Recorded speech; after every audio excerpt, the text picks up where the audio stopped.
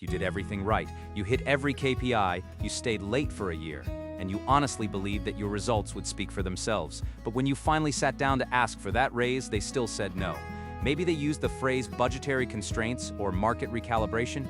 It feels like a punch to the gut, doesn't it? I've been in that room. I've felt that specific sting of realizing that loyalty and hard work don't always translate into a bigger paycheck. Have you ever been in that situation where you knew you deserved it, but the answer was still a flat no? It's frustrating because we're taught the merit trap, the idea that if you're good, you'll be rewarded.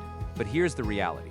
65% of HR leaders expect their labor budgets to be frozen or even decreased over the next year. The average projected salary increase right now is sitting at just 3.5%. That's not a reward.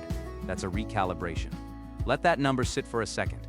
If you're asking for more money from the salary bucket, you're trying to squeeze blood from a stone. But here's where it gets really interesting. If the front door to a salary increase is locked by corporate policy, why are we still knocking? The side entrance, the one leading to the hidden budgets, is wide open. You just need to know which key to use. So let's talk about what's actually going on.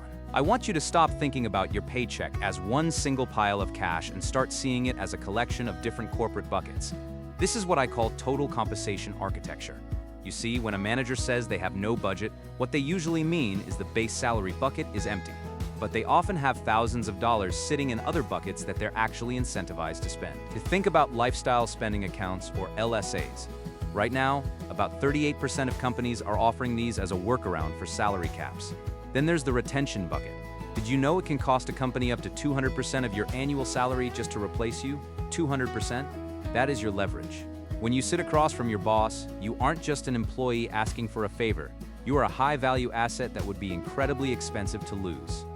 Now, this is the part that changes everything. Instead of fighting for a 3% bump in the salary bucket, we're going to pivot your request to the buckets they can open: training, wellness, and title capital.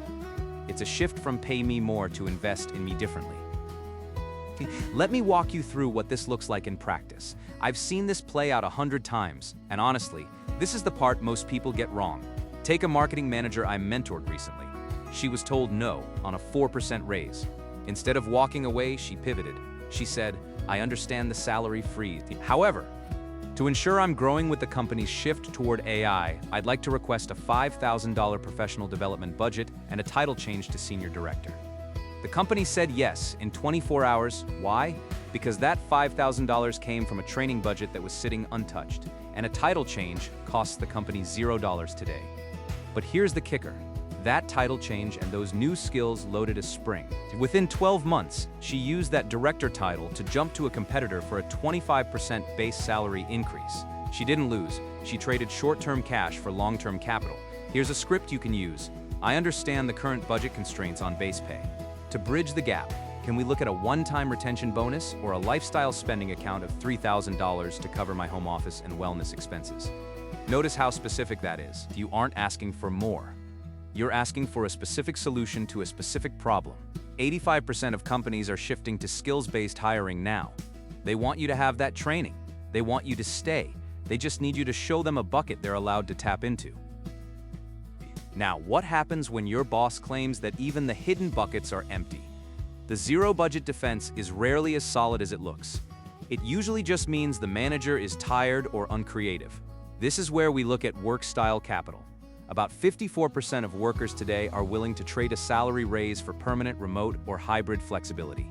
If they can't give you dollars, they can give you time. And time, as we know, is money. If you save an hour a day on a commute and $200 a month on gas, that's an effective raise.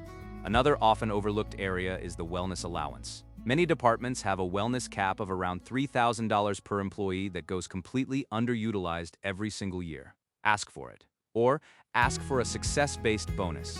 Use this phrase: if I can't get the increase today, can we agree on a written performance trigger? If I hit X goal by Q3, we trigger a $5,000 bonus. It moves the conversation from a no to a not yet, but here's how. It puts the ball back in their court and forces them to define exactly what your value is worth to them. It's a way to test if they're actually restricted by budget or if they're just not prioritizing you. Here's where we get practical. I don't want you to just listen to this, I want you to execute. This week, you aren't asking for a favor, you are presenting a business case. Here's your 48-hour pivot plan. Step 1. Calculate your replacement cost. Look at your role, the current market, and what it would take to train someone to do what you do. Keep that 200% number in your head. Step 2.